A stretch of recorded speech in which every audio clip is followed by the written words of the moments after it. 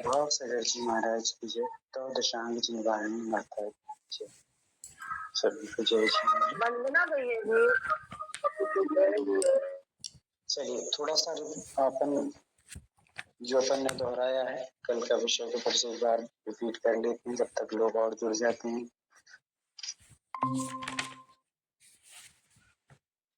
धनश्री दीदी बताइए, गति कितनी होती है, कौन कौन से उसमें गुणस्तान होते हैं?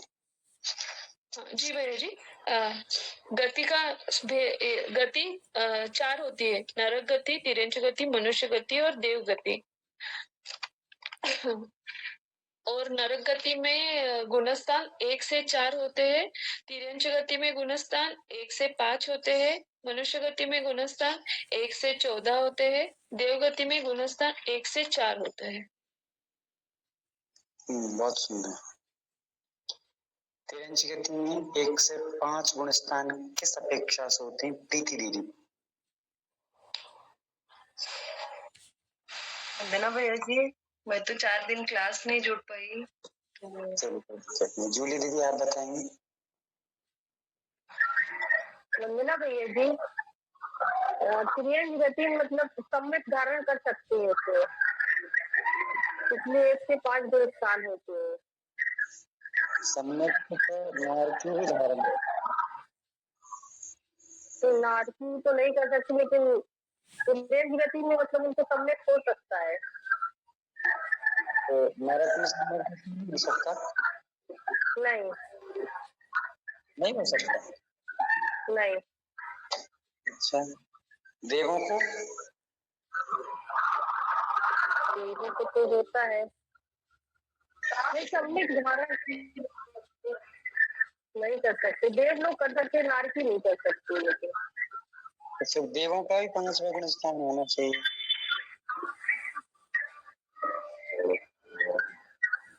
अब ये नहीं पता भैया जी, लेकिन चलिए कोई दिक्कत नहीं है। रुचि दीदी आप बताइए। जी भैया जी, त्रियंच जो है एक देश संयम का पालन कर सकता है, इसलिए उनका 5वां गुण स्थान बताया है।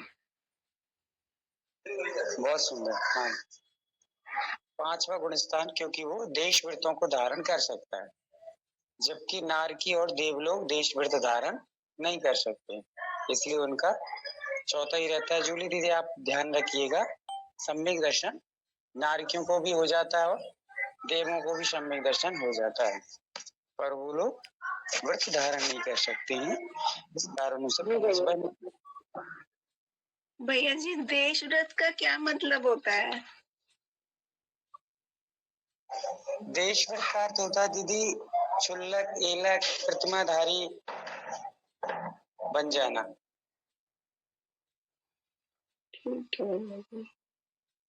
आया समझ में? भैया जी, मुझे वही सब नहीं मालूम, आ गया आपने क्षुल्लक और वो सब बताया। चलो पढ़ते पढ़ते समझ में आने लगेगा।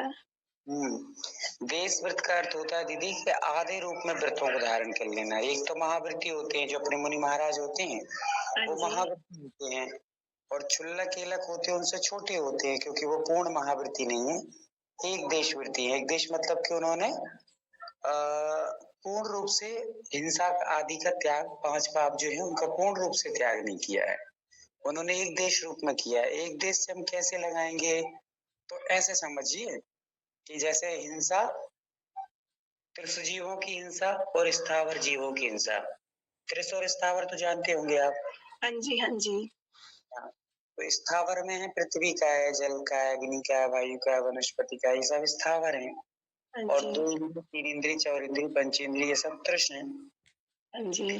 तो जो मुनि महाराज होते हैं वो महाव्रती इसलिए हो जाते हैं क्योंकि वो त्रिश हिंसा का भी त्याग कर देते हैं और स्थावर जीवों की भी हिंसा का त्याग कर देते हैं। ना हम त्रिश जीवों को सताएंगे, मारेंगे, और ना हमारे माध्यम से स्थावर जीवों को हम लोग सताएंगे, परेशान करेंगे, हिंसा करेंगे, ऐसा करके। किंतु जो क्षुल्लक केलक या वृत्ति है, प्रतिमाधारी हैं, वे लोग जो होते हैं वे त्रिश हिंसा का तो त्याग कर देते हैं। त्रिश हिंसा मतलब 2 इंद्रिय, 3 इंद्रिय, 4 इंद्रिय, पंचेंद्रिय, इनको तो हम नहीं मारेंगे, किंतु जो प्रतिमाधारी हैं, दूसरी प्रतिमा है, तीसरी प्रतिमा है, वे भोजन बनाते हैं तो जल का एक जीवों की हिंसा होगी, फिर नमक वगैरह पीसेंगे डालेंगे तो पृथ्वी का जीवों की हिंसा भी होगी, कपड़े धुलेंगे तो जल का एक जीवों की हिंसा होगी, सब्जी बनाएंगे वनस्पति का एक जीवों की हिंसा होगी, पंखा आदि चलाएंगे तो वायु का एक जीवों की हिंसा होगी, अग्नि जलाएंगे तो अग्नि का एक जीवों की हिंसा होगी। तो वे पूर्ण रूप से स्थावर जीवों की हिंसा का त्याग कर पाते। ठीक है भैया जी, थैंक यू भैया जी। उसे कहते हैं एक देश व्रत। मतलब एक देश मतलब आदि हिंसा का त्यागी है और आदि हिंसा के त्यागी नहीं है। अब आपसे यदि कोई पूछ ले कौन सी हिंसा के त्यागी है, तो त्रिस हिंसा के त्यागी है, स्थावर हिंसा के वो त्यागी नहीं है। ठीक है। हाँ, मुनि महाराज ही त्यागी रह सकते हैं भैया जी, इसलिए वो महासकल की कहलाते हैं, महारथी कहलाते हैं। ठीक है। हाँ जी, धन्यवाद भैया जी। और किसी कोई डाउट आगे? तो लोगों ने समझ देव और महात्मा के पास चार ही वे दोनों प्रकार की हिंसा का त्याग नहीं कर सकते, है ना। वो संकल्प पूर्वक कोई भी नियम धारण नहीं कर सकते, इस कारण से वो असंयमी ही रहते हैं। संयम धारण उनके पास नहीं होता है और संयम धारण नहीं सभी कुछ ऐसे नहीं तो उनका गुणस्थान भी नहीं बढ़ेगा। ठीक है ना। चलिए अब अपन आते हैं इंद्री। तो इंद्री पांच इंद्री होती है, अपन समझ गए हैं। एक इंद्री, दो इंद्री, तीन इंद्री, चार इंद्री, पंच इंद्री। फिर काय, काय किसे कहते हैं? भौतिक प्रदेशों के समूह को काय कहते हैं। तो ये भी अपन ने पृथ्वी, जल, अग्नि, वायु, वनस्पति ये भी समझ लिया है। फिर अपना आया था नंबर किसका? जल योग का। तो योग भी अपन लोग समझ गए हैं, मन योग, वचन योग और काय योग। मूल में 3 योग होते हैं, फिर इसके भेद कर दीजिए तो 15 हो जाए। ठीक है। मन के 4, वचन के 4, काय के 4, काय के 7, ऐसे कर देंगे टोटल। तो योग के कितने भेद हो गए? 15। राइट। अब अपन आए हैं 15 भेद हुए हैं, तो सप्तमन योग किसे कहते हैं? मीनाक्षी दीदी, सप्तमन योग किसे कहते हैं? सत्य तत्व का चिंतन करना सत्य मनोयोग है। और अनुभव वचन मन योग? अनुभव में तो मतलब ये आएगा कि मतलब जो सत्य भी नहीं है और असत्य भी नहीं है। और जैसे एग्जाम्पल लेंगे कि आचार्य महाराज के पास अपन गए और उनसे निवेदन किया कि आचार्य भगवान हमारे नगर में पधारे, तो आचार्य जी ने कहा कि देखेंगे।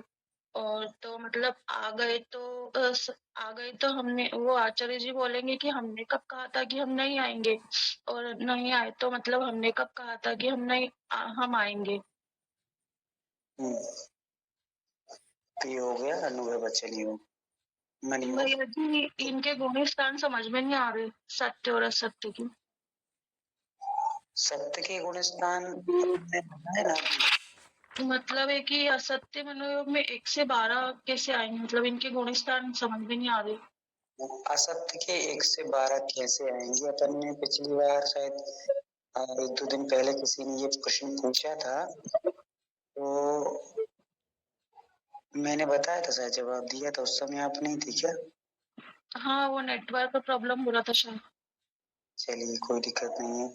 तो जवाब ये है कि जो 12 गुण स्थान माने असत्य के, वो असत्य अपने जैसा असत्य नहीं लगाना है। वहाँ असत्य इस अपेक्षा से कहा है क्योंकि जब तक पूर्ण ज्ञान नहीं होगा तब तक हम कहीं ना कहीं त्रुटि कर जाते हैं, कहीं ना कहीं चूक हो सकती है ज्ञान में। इसलिए इस अपेक्षा से वहां पर पूर्ण ज्ञान नहीं है। तो पूर्ण ज्ञानी नहीं होंगे तो अपना सत्य कैसे बोल पाएंगे? कहीं भी कोई विषय छूट सकता है, रह सकता है, छूट सकता है। तो उस अपेक्षा से वहां पर असत्य स्वीकार किया है। पूर्ण सत्य बोलने वाले मात्र केवली भगवान ही होते हैं। क्यों? केवल ज्ञान हो गया। केवल ज्ञान होने से वो सारे द्रव्य पदार्थ गुण पर्याय सबको जान रहे हैं। इस अपेक्षा से अब उनको कोई भी असत्य चीज नहीं रही है, स्पष्ट जानते। दर्पण में अपन पढ़ते ना, कैसे श्री वर्धमान क्या बोलते रतिकांत साहब का चार का एक मंगलाचरण आता है ना, नमः श्री वर्धमानाय निर्धूत कलिलात्मने सालों का नाम त्रिलोक का नाम यद विद्या दर्पणायते। ऐसा कर लो, पढ़ते हैं तो उस पढ़ते से समझ जाते हैं कि दर्पणाए थे। भगवान का ज्ञान कैसा, दर्पण के समान सारी चीजों को स्पष्ट जान रहा है, देख रहा है। तो केवली ज्ञान एकमात्र सत्य है, बाकी ज्ञानों में कहीं ना कहीं थोड़ा सा असत्य हो सकता है। इस अपेक्षा से वहां असत्य स्वीकार किया। ठीक है। बाकी अपने जैसा सत्य नहीं है कि अपन कुछ भी तोड़ मतोड़ के यहाँ वहां बता दिया, कुछ अपने मनमानी कर ली, वैसा नहीं है। पूर्ण ज्ञान न होने के कारण सभी अवधि ज्ञान है, मान लीजिए मना पर्याय ज्ञान भी है, तो ये सब रूपी पदार्थों को जान रहे हैं। मना पर्याय ज्ञान कौन से पदार्थों को जानता है, रूपी पदार्थों को जानता है। और अवधि ज्ञान भी रूपी पदार्थों को जानता है, अरूपी को नहीं जानता। अरूपी कौन है, आत्मा है ना। संसार के सभी पदार्थ जो भी हैं औदगलिक हैं, वो रूपी हैं, और बाकी 6 द्रव्यों में से एक ही मात्र रूपी है, वो पुद्गल। बाकी 5 द्रव्य कैसे हैं, अरूपी हैं। अरूपी को नहीं जान रहा है। अवधि ज्ञान और मना पर्याय ज्ञान किसको नहीं जान रहा है, अरूपी द्रव्यों को नहीं जान रहा है। समझ में आ रहा है। किसको जान रहा है, पुद्गल मात्र को। तो पुद्गल की जो जो वस्तु है दिखाई दे रही है अपन को, उन सबको वो जान लेगा।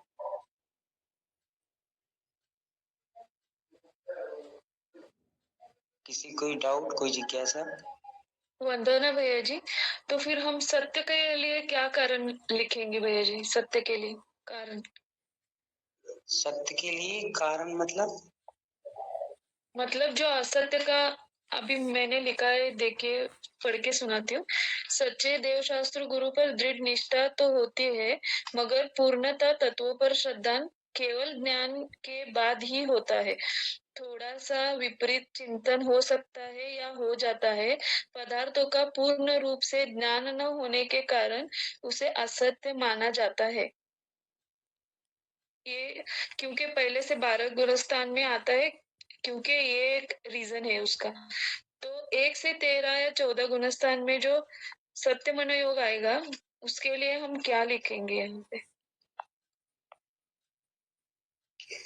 देखिए ऐसा है कि ये सब कुछ चीजें अपन यहाँ पढ़ रहे हैं, जो कुछ चीज एकदम समझने लायक रहेंगी, जो को समझना है, दिमाग में उस चीज को रखना है। लिखने में कभी कभी ऐसे कोई शब्द होते हैं जो हम लोग एक स्पष्ट रूप से उस चीज को समझ नहीं पाते हैं। ठीक है ना।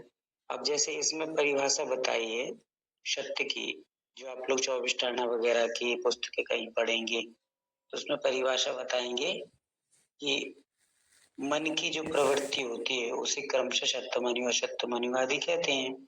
तो सत्य के विषय में होने वाली मन की प्रवृत्ति को सत्य कहते हैं। ठीक है। कैसे, जैसे जल है तो जल को जल जानना।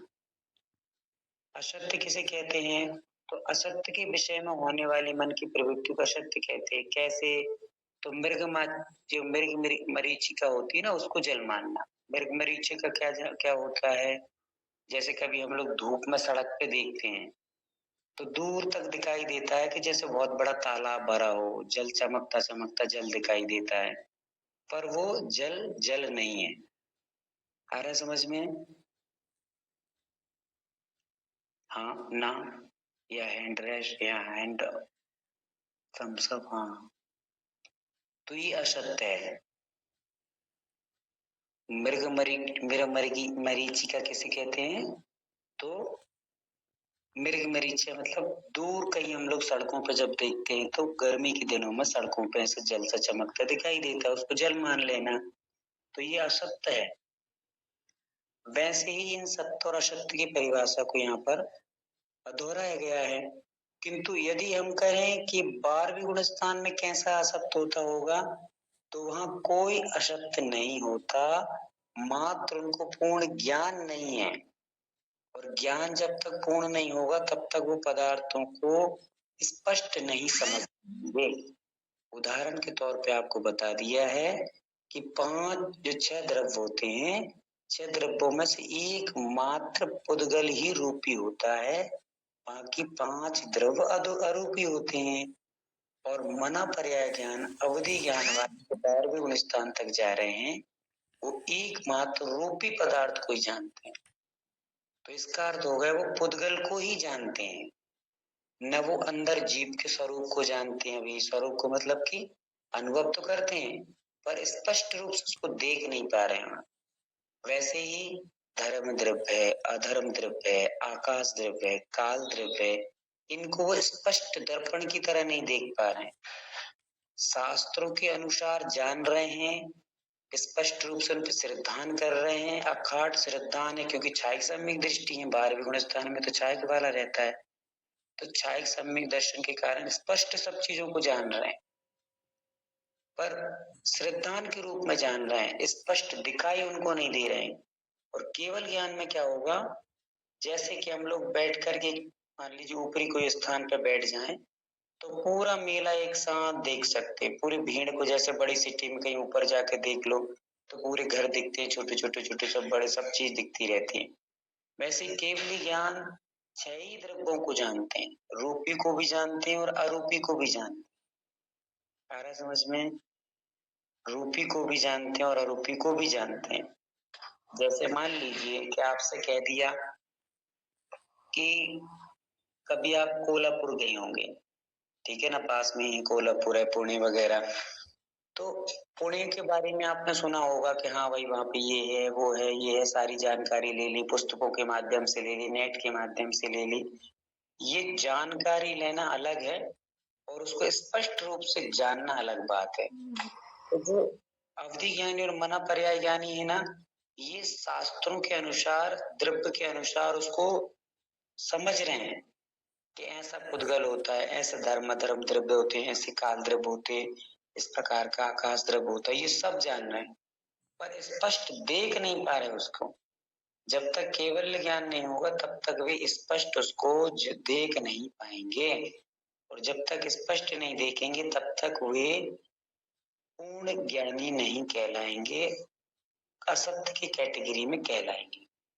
जितने हिस्से को वो जान रहे हैं उतने उतने वो सत्य हैं, और जितने हिस्से को वो नहीं देख पा रहे अच्छे से उतने उतने वो असत्य हैं।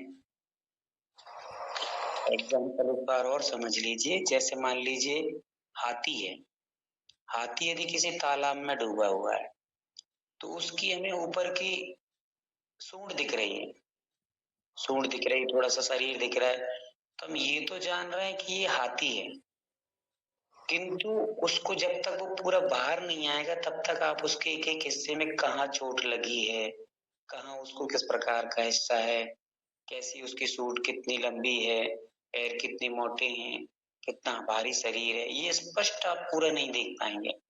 तो सत्य किसे कहेंगे? जितना जितना आपको दिख रहा है उतना सत्य है, और जितने को नहीं दिख रहा है उसको आप यदि बोलेंगे तो असत्य हो सकता है। हो सकता है कि नहीं हो सकता है, बताइए? हो सकता है। तो बस तो वैसे ही समझिए कि अवधि ज्ञानी और मना पर्याय ज्ञानी कैसे हैं, ये जितना दिख रहा है उतने को जान रहे हैं, पर धर्म द्रव्य अधर्म द्रव्य आकाश और काल द्रव्य ये 5 द्रव्य हैं, उनको स्पष्ट जानते नहीं है, देखा नहीं है इन्होंने, स्पष्ट नहीं देखा। इस कारण से ये उसको स्पष्ट व्याख्यान नहीं कर सकते, स्पष्ट रूप से व्याख्या नहीं कर सकते उसकी। इस अपेक्षा से वो सत्य है, पुद्गल को जान रहे हैं, इस अपेक्षा सत्य है।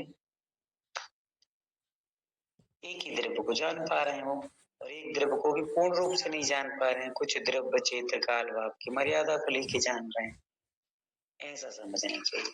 इस अपेक्षा से वो असत्य है। ठीक है,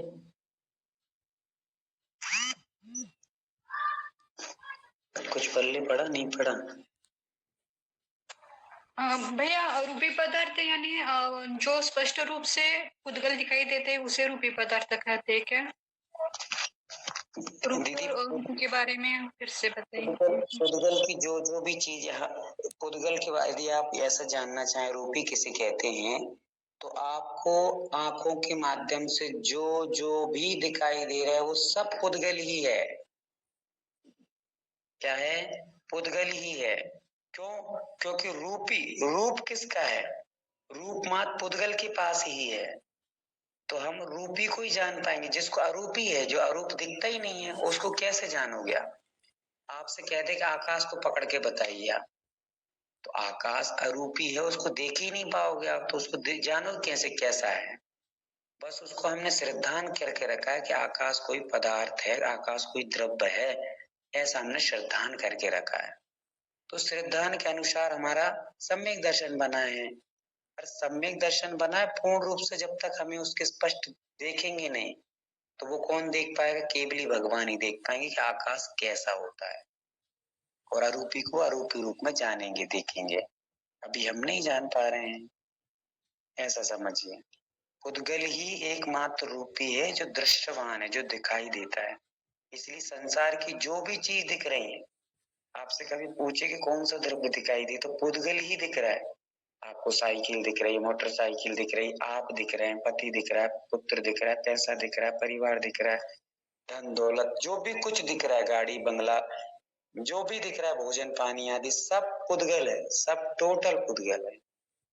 कोई डाउट होने की बात नहीं है। कभी भी आप स्पष्ट कह दो कि ये, जैसे हमें पानी दिख रहा है, तो क्या दिख रहा है? ये पुद्गल दिख रहा है, उसका शरीर दिख रहा है। पानी जो अंदर उसमें जीव है वो नहीं दिख रहा है, उसका शरीर दिख रहा है, तो शरीर पुद्गल है। एकमात्र पुद्गल द्रव्य जो दिख रहा है उसको ही अवधि ज्ञानी और मनापर्याय ज्ञानी जानते हैं, उसके बारे में जानते हैं। बाकी 5 द्रव्यों के बारे में वो अनजान है, और जो अनजान होता है वो असत्य है। तब तक वो उसको सत्य जानकारी नहीं है। उससे पूछोगे आपके बताइए धर्म द्रव्य के बारे में, तो वो देखा ही नहीं उसने अच्छे से, कैसे बता देगा? आपसे यदि मान लो जैसे आपने हमें नहीं देखा, तो आप हमें कैसे व्याख्यान करोगे? भाई कैसे हैं, कैसे दिखते, क्या करते? तो जिस चीज को देखा नहीं है आपने, इस पर स्पष्ट वर्णन नहीं कर सकते हैं। वैसे ही अवधि ज्ञानी और मना पर्याय ज्ञानी काल द्रव्य का, आकाश द्रव्य का, धर्म द्रव्य का, अधर्म द्रव्य का, जीव द्रव्य का स्पष्ट रूप से व्याख्यान नहीं कर सकते, क्योंकि वो जानते ही नहीं है। और करेंगे तो असत्य होगा, इस अपेक्षा से उनको वहां पे असत्य कहा। ठीक है, चलिए। वंदना भैया जी, मुझे और एक पूछना था। ये सत्य मन योग में तो केवल ज्ञान होता है, फिर इसमें मिथ्यात्व, सासाधन, मिश्र, सम्यक दृष्टि, ये सब क्यों आएंगे? फिर एक गुणस्थान भी क्यों आएंगे इसमें? वैसे पूछिए, क्या पूछा आपने? सत्य में सत्य मन योग में उनको तो केवल ज्ञान ही हुआ है और वो स्पष्ट रूप से सब कुछ जानते हैं, तो इसमें पहले गुणस्थान वाले मिथ्या दृष्टि और सासाधन, मिश्र, अविरत, सम्यक दृष्टि, ये सब क्यों आएंगे इसमें? उनको सत्य में कैसे लेंगे? यही ना है ना। 1 से 14 गुण स्थान था, अपन ने शक्ति लिया है, तो 1 से क्या आ गए? वो मिथ्या दृष्टि भी सत्य के। तो ये कुछ कुछ हिस्से में पदार्थों को जानते हैं, इस अपेक्षा सत्य है। आप अपने बच्चे को जानती हो, जानते कि नहीं जानते हो, तो सत्य है। तो कुछ ना कुछ हिस्से में हम लोग सत्य को जान रहे हैं, इस अपेक्षा से सत्य है। पूर्ण रूप से नहीं जान रहे हैं, इस अपेक्षा से हम असत्य हैं। पर केवली भगवान पूर्ण रूप से ही सत्य है, उनमें असत्य का कोई भी पुट नहीं है, कोई थोड़ा सा भी हिस्सा नहीं। ठीक है, किसी न किसी चीज को तो जानते हैं हम लोग, तो उस अपेक्षा से हमें सत्य कहा गया है। अपन जहाँ जिनवाणी पढ़ रहे हैं, यदि आपको हम पर विश्वास नहीं होता जो पढ़ा रहे, तो आप क्या क्यों पढ़ते? फालतू टाइम खराब करने। तो आपको लगता है भाई ये कुछ सत्य बातें बताई जाएंगी तो हम पढ़ रहे हैं। तो अपन 4ठे 5वें गुण स्थान में होकर भी सत्य है, तो सत्य है इस अपेक्षा से। बाकी पूर्ण ज्ञान नहीं है अपन को, तो अपन लोग असत्य भी हैं। ठीक है, ऐसा समझ चल रहा है। चलिए, और कोई जिज्ञासा? चलते हैं आगे। तो अपना 12 घंटा चल रही थी कौन सी? संयम मार्गणा, राइट। संयम मार्गणा को अपन लोग समझते हैं। आज कितने प्रकार के संयम लिख लिए थे कल अपन लोगों ने? 7 प्रकार के। 7 प्रकार के लिख लिए थे। तो संयम किसे कहते हैं इसको भी अपन समझ लेते हैं। लिख लीजिए परिभाषा।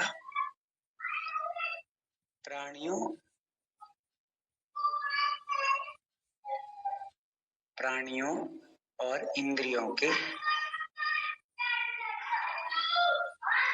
विषय में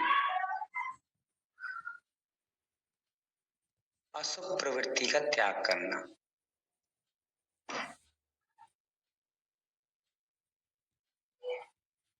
लिख लिया। प्राणियों और इंद्रियों के विषय में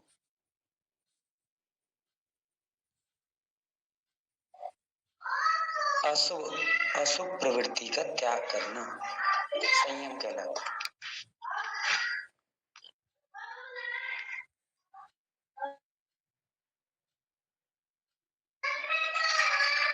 आवाज आ रही नहीं आ रही?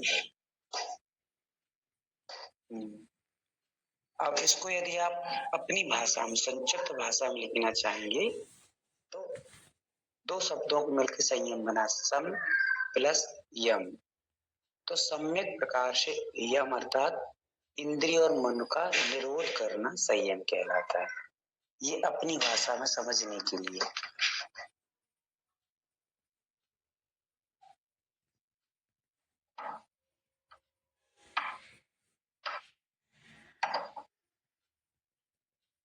हो गया?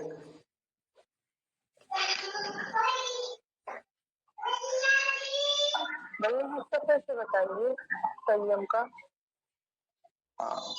दोनों परिभाषा या एक परिभाषा? नहीं, लास्ट वाली जो लास्ट में बोला वो। लास्ट वाली सम्यक प्रकार से यम अर्थात संकल्प, मतलब अपनी इंद्रिय और मन को वश में करना, नियंत्रित करना, कंट्रोल करना।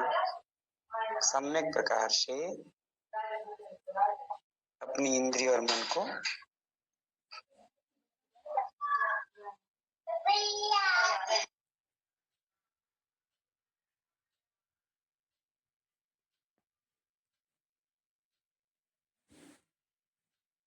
भैया जी एक बार फिर से बोल दीजिए, सम नेटवर्क चले गया था। सम्यक जैसे उसमें सम दिया है ना, सम से हम लोग वहां पे लेंगे सम्यक। यम, यम मतलब होता है उसको त्याग करना या नियंत्रित करना। तो सम्यक, सम प्लस यम, यम सम्यक प्रकार से इंद्रिय और मन का निरोध करना या नियंत्रित करना, ये संयम कहलाता है। इसको आप समझ सकते हैं। वैसे दोनों परिभाषा अच्छी हैं, सरल हैं, सहज हैं। पहली जो हमने लिखी है, प्राणी और इंद्रियों को अशुभ प्रवृत्ति का त्याग करना। प्राणी मतलब जो हम 1 इंद्रिय हैं, 2 इंद्रिय हैं, 3 इंद्रिय हैं, 4 इंद्रिय, ये सब प्राणी कहलाते हैं। इनके प्रति अशुभ प्रवृत्ति नहीं करना। अशुभ मतलब अनर्थ दंड पूर्वक इनको मारना नहीं, जबरदस्ती पानी फैला रहे हैं, अनशना पानी फैला रहे हैं, जबरदस्ती आग जला रहे हैं, किसी पेड़ पौधों को तोड़ रहे हैं, वृक्षों को तोड़ रहे हैं, काट रहे हैं, पत्तियों को तोड़ तोड़ करके फेंक रहे हैं, फूलों को तोड़ तोड़ करके फेंक रहे हैं, घास पर चल रहे हैं। ये सारी चीजें कहलाती हैं अशुभ प्रवृत्ति। इनको नहीं करना। मतलब कि व्यर्थ की हिंसा नहीं करना, जिसमें आपको कुछ लाभ मतलब आपका कहीं पुण्य मिल रहा है या हित हो रहा है, उतने तक तो ठीक है भाई। जैसे हमें भोजन की आवश्यकता है तो हमें लौकी, गिलकी, टमाटर, ये सब चीजें जो भी सब्जी आदि हैं, उनको बनाना, काटना, पीटना पड़ेगा। ये ठीक है क्योंकि हमारे जीवन निर्वाह के लिए आवश्यक है। और जो अनावश्यक है, फूलों को तोड़ लिया, खुशबू ली, फेंक दिया, पेड़ों को काट रहे हैं, कहीं भी डालियों को तोड़ तोड़ के फेंक रहे हैं, बैठे बैठे चटाई तोड़ रहे हैं, बैठे बैठे हम लोग दीवार खोद रहे हैं, बैठे बैठे अपने शरीर को इधर उधर रगड़ रहे हैं, इधर उधर हिला डुला रहे हैं। ये सब प्राणी हिंसा के कारण बनते हैं, है ना। बाकी होली खेलना हिंसा नहीं है, वो तो बहुत बढ़िया काम है, ठीक है ना। रोज खेलना चाहिए होली, तो बहुत बढ़िया शुभ क्रिया है। चलिए, किस प्रकार से क्या चल रहा था, प्राणी, फिर आ गए अपन इंद्रिय। तो इंद्रियों का अपन दुरुपयोग नहीं करना। दुरुपयोग मतलब जिस चीज को, जैसे मान लीजिए स्पर्शन इंद्रिय, स्पर्शन इंद्रिय बढ़िया अच्छे बढ़िया बढ़िया तेल, अच्छे अच्छे क्रीम पाउडर, ये सब वो सब न, उसमें हम ये देख रहे हैं कि कितना हिंसा है कि क्या है, कुछ नहीं है, शरीर की अच्छी शोभा बढ़ाने के लिए। तो ये इंद्रियों के प्रति जो अनियंत्रण का भाव है या अशुभ प्रवृत्ति है, कोई लेना देना नहीं, जबरदस्ती सजाना धजाना, जो शरीर मिला है थोड़ा बहुत ठीक है, पर रोज रोज उसी के चिंतन में लगे हैं कि कौन सी और क्रीम, कौन सा पाउडर, ये लगाएं वो लगाएं, ये करना शरीर। तो स्पर्शन इंद्रिय, फिर रसना, रसना के प्रति अच्छा ये खाएं, आज वो खाएं, तो रात दिन भोजन कथा चल रही है कि क्या बनाना है, आज क्या बनाना है, अच्छा पर्व आ गया, ये आ गया, वो आ गया। तो कभी कभी तो ऐसा होता है, वीडियो ऑन कर लीजिए, कोई दिक्कत नहीं है ऐसी शर्माने की। तो कभी कभी ऐसा होता है कि हम लोग पर्व आते हैं, तो पर्व के चक्कर में, पर्व के चक्कर मतलब कुछ ये बनाना है वो बनाना है, उसके चक्करों में 1 घंटे की क्लास तक छोड़ देते हैं। अब ये देखिए आप, नहीं भैया जी वो संडे को छुट्टी दे दीजिए क्योंकि घूमने जाना। अरे दिन भर घूमो माताओ, जितनी घूमना है, भव वन में जी भर घूम चुका, कण कण को जी भर भर देखा, मृग समृग तृष्णा के पीछे मुझको न मिली सबकी रेखा। कितने भाव तक भटक भटक के घूम घाम करके आए जैसे तैसे, फिर भी घूमना है घूमना है घूमना है घूमना है। और घूमने की प्रवृत्ति बनी रही तो फिर सिद्ध कैसे बन पाओगे, वहां पे थोड़े घूमने मिलेगा। चलो वहां कहीं सिद्ध बन गए, फिर भी कहे कि नहीं चलो एक बार थोड़ा सा नीमच घूम के आते हैं, चलो भाई दुबई घूम के आते हैं, चलो भाई इधर घूम के आते हैं। वहां नहीं मिलने वाला ये सारी चीजें। तो घूमने की प्रवृत्ति जब तक बंद नहीं होगी तब तक सिद्ध सिला मिलने वाली है ही नहीं, ठीक है ना। तो ऐसे 5 इंद्रियों के प्रति प्रवृत्ति को अशुभ नहीं बनाना, ये भी एक संयम कहलाता है, इतना पर्याप्त है। चलिए, तो ये संयम की परिभाषा हो गई। और संयम में अपन ने 7 भेद लिख लिए। पहला है असंयम, दूसरा है संयम असंयम, तीसरा है सामायिक संयम, चौथा है चिदुपस्थापना, पांचवा है परिहार विशुद्धि, छठवा है सूक्ष्म सांप्राय और सातवां है यथाख्यात संयम। ऐसे 7 संयम अपन ने लिख लिए। और लगभग लगभग आप लोगों को ये 7 जो 7वीं मार्गणा चल रही है अपनी, मार्गणा तो आपको बता दी थी ना मैंने, मार्गणा किसे कहते हैं, है ना। चलिए कौन बताएगा मार्गणा किसे कहते हैं।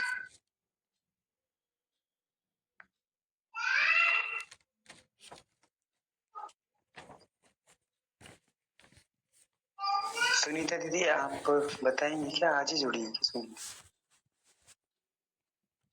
भैया जी जीव स्थानों की खोज का जहाँ खोज की जाती है। बिल्कुल बिल्कुल बिल्कुल, जिनमें या जिनके द्वारा जीवों की खोज की जाती है उसे मार्गणा कहते हैं। जिनमें या जिनके द्वारा, जिनमें जिनके द्वारा जीवों की खोज की जाती है उसको मार्गणा कहते हैं, ठीक है। लगभग लगभग परसों मतलब संडे मंडे, तो आपका सोमवार को पेपर होने वाला है, इसलिए थोड़ा सा आप लोग पुराना कोई रिवीजन पूछना चाहें तो पूछ सकते हैं। लगभग लगभग अभी तो 24 ठाना जो चल रहा है उसमें से आएगा कुछ पेपर तो, और कुछ पेपर हमारे कर्म के बारे में आएगा, जो अपन ने कर्म के बारे में पढ़ा है। उन कर्म में से जो आपको पूछना हो, समझ में नहीं आया हो, उस विषय पे आप लोग अपने डाउट क्लियर कर सकते हैं। उसी के साथ साथ यदि आपको जो विषय पढ़ रहे हैं तो 24 ठाना उसमें से भी कुछ जानकारी लेना हो तो भी आप पूछ सकते हैं। और पेपर लगभग सबको देना अनिवार्य, गूगल फॉर्म के माध्यम से लगभग 50-60 क्वेश्चन तो आएंगे ही ऑप्शनली, और उसके बाद कुछ रिटर्न पेपर भी आएगा 40 नंबर का। इस प्रकार से आपका 100 नंबर का एक पेपर आएगा, ये आपको करना रहेगा। दोनों भैया जी एक ही दिन है? और प्रयास तो ये किया जा रहा है कि एक ही दिन में हो जाए, और फिर जैसे अनुकूलता बनेगी तो देखा जाएगा। यदि संडे के दिन से पेपर हो तो मेरे हिसाब से ज्यादा बेहतर रहेगा। और क्योंकि मैं आपको ये बताना चाह रहा हूँ कि आगे चल करके थोड़ा सा गर्मी की छुट्टियां आने वाली हैं। गर्मी की छुट्टियों में शिविर वगैरह बहुत सारे चालू हो जाते, तो मैं थोड़ा सा टाइम हो सकता है कि कम दे पाऊँ। अभी जो टाइम है अपने पास उसको ले लीजिए, फिर उसके बाद जो मार्च अप्रैल, अभी 19 मार्च से शिविर है कुरवाई में करके, तो ये शिविर वगैरह चालू हो जाएंगे तो फिर हम लोगों को टाइम थोड़ा कम रहेगा। अभी अपन लाभ ले सकते हैं ऐसा करके। अभी 19 मार्च से 25 मार्च तक जो शिविर चलेगा उसमें भी हो सकता है कि थोड़ा सा टाइम कम मिल पाए, इसलिए आपसे कह रहा हूँ कि टाइम आप निकाल करके अधिक से अधिक अपन इस चीज को समझ लें तो बेहतर रहेगा। तो एक बार हैंड रेस करेंगे कि संडे के दिन कितने लोग पेपर नहीं दे सकते हैं।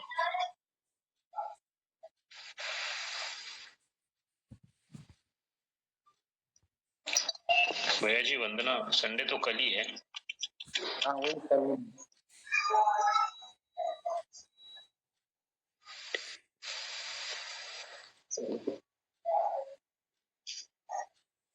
बहुत सारे लोग हैं जो दे सकते हैं। चलिए संडे के बाद जो मंडे आएगा उसमें कितने लोग नहीं दे सकते हैं वो हैंड रेस करेंगे। कितने नहीं दे पाएंगे सोमवार के दिन, कितने लोग नहीं दे पाएंगे वो हैंड रेस करेंगे।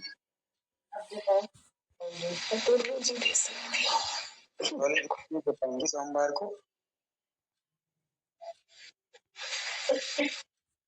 आप अनम्यूट कर लीजिए। वंदना भैया जी, मंडे को बाहर जाना है।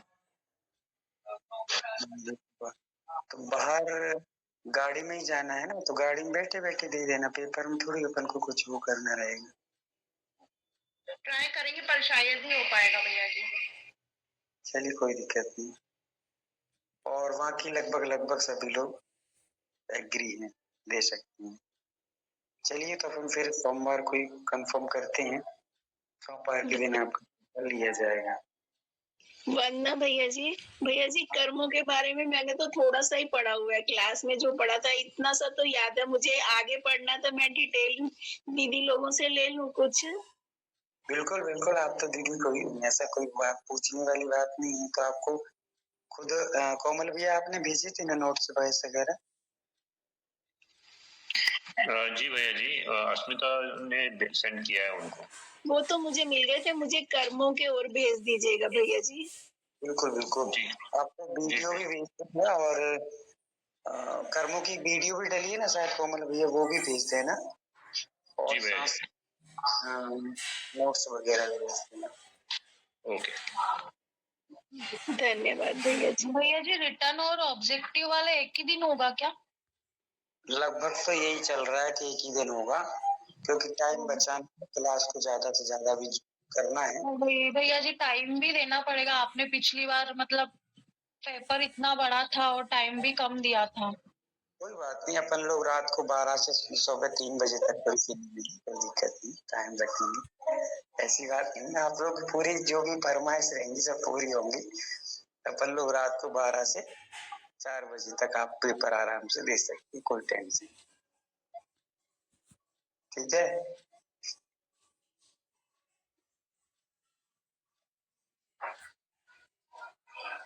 ऑब्जेक्टिव तो वैसे ही जल्दी जल्दी हो जाता है, उसमें कोई ज्यादा सोच विचार तो रहता नहीं, उसमें अपन को सब स्पष्ट समझ आता ही है। कहीं कहीं थोड़ा दिमाग लगाना पड़ता है। वहाँ की रही बात रिटर्न की, तो उसमें थोड़ा टाइम लगता है, तो उसको एक से 1.5 घंटा तो दिया ही जाएगा, देंगे ही देंगे। बस इतने पर्याप्त हो जाता है लगभग। चलिए चलते हैं संयम की ओर। तो संयम के साथ भेद बताएंगे हम। वंदना भैया जी, मुझे पूछना है थोड़ा सा। आप पूछिए थोड़ा सा। भैया जी, औदारिक मिश्र का योग का गुणस्थान 1, 2 और 4 किस अपेक्षा से होता है? और अपेक्षाकृत भी बोला था आपने, इसका भी बताएंगे इसे। हाँ, बहुत अच्छा। ये जो कुछ चीजें रह गई हैं वो आप डाउट क्लियर कर सकते हैं। अब अपने पास थोड़ा सा टाइम भी है, टाइम के साथ में सुविधा भी है। तो चलिए, ये जो औदारिक मिश्र में हमने वैसे औदारिक आयु के गुणस्थान अपन ने लिखे हैं 1 से 13 तक, ठीक है। और औदारिक मिश्र में हमने लिखे हैं पहला, दूसरा, चौथा और अपेक्षाकृत 13वां, ठीक है। तो इसमें जो पहला, दूसरा और चौथा रखा है मिश्र में, जहां जहां भी आया, व्यतिरेक में भी आप देखेंगे तो यही गुणस्थान रहेंगे। इसका कारण ये है, इन 3 गुणस्थानों में ही जीव का मरण होता है, और जब मरण होता है तब वो दूसरी गति में जाकर के अन्य शरीर को मिलाता है, बनाता है। तो जब दूसरा शरीर बनाएगा तभी वो मिश्र कहलाएगा। अभी हम लोग जैसे बैठे हैं तो अपन किसी गति में नहीं है, मनुष्य गति में ही है पहले से ही। तो अपना औदारिक शरीर परफेक्ट पूरा बना हुआ है पहले से। अब इसको कुछ नया बनाने की जरूरत नहीं है। पर हमारा जब ये शरीर छूट जाएगा और हम किसी अन्यत्र जब गति में जाएंगे तो वहां जो नया शरीर ग्रहण करेंगे, उस समय जब तक पूरा शरीर निर्मित नहीं हो जाएगा तब तक हम मिश्र ही रहेंगे। यदि मान लीजिए हम लोग देव गति में गए तो हम लोग वैक्रिक शरीर को इकट्ठा करेंगे, तो वैक्रिक शरीर को जब तक पूर्ण रूप से नहीं बना लेंगे तब तक वैक्रिक मिश्र का योग कहलाएंगे, ठीक है। वैसे यदि देव कोई मर करके यहाँ आएंगे और वो अपने मनुष्य जैसा शरीर ग्रहण करेंगे, जब तक वो पूर्ण रूप से औदारिक शरीर में परिवर्तित नहीं हो जाएंगे तब तक वो मिश्र रहेंगे। आ रहा समझ में? और शरीर पर्याप्ति जब तक पूर्ण नहीं करता तब तक मिश्र का योग रहेगा भैया जी। हाँ, वही तो, शरीर पूरा मिश्र का है। जब तक शरीर पूर्ण नहीं बन जाएगा, वो शरीर पर्याप्ति कह दीजिए। शरीर पर्याप्ति जब तक पूरी नहीं कर लेगा तब तक वो मिश्र ही कहलाएगा। किसी को डाउट? वंदना भैया जी, फिर ऐसे लिखना है कि ये तीनों गुणस्थान मरने की अपेक्षा से है, ऐसे लिखना। हाँ, एकदम यही लिखना है। ये 3 गुणस्थानों में मरण होता है, इसीलिए कार्बन का योग के भी यही गुणस्थान बनते हैं, क्योंकि कार्बन का योग मतलब अपना कर्मों का शरीर। तो अकेला कर्मों का शरीर कब रह जाता है? जब हमारा ये जो ऊपर से दिखने वाले शरीर छूटते हैं तो वो अकेला कर्मों का शरीर रह जाता है। जब हम